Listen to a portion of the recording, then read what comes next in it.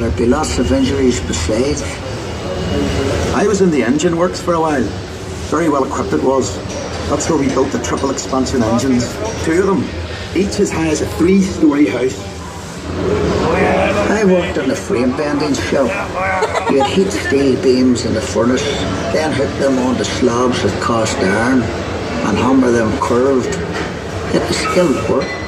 You had to bend them more than you needed because the frame straightened out a little when it cooled. The shell plates that made up the hull weighed up to 4.5 tons. They were taller than the da.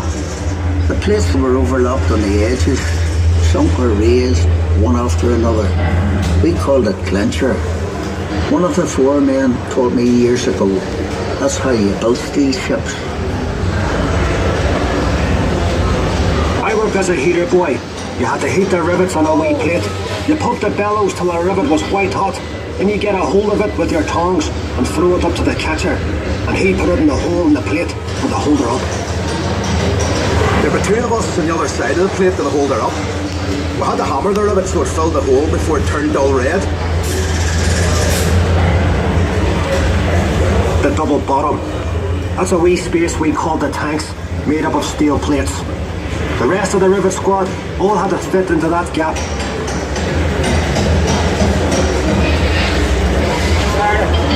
One of the foremen would check each rivet with a special hammer. If it made a ringing sound, we'd have to get back and chase it out after work. I'd get scared working down in that double bottom. You only had candles for light. And the constant hammering against the shell plates.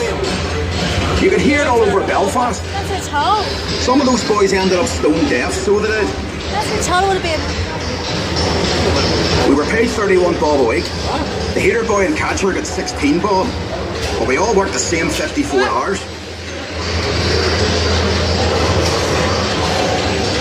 The upper deck was steel too, and part of the strength of the ship.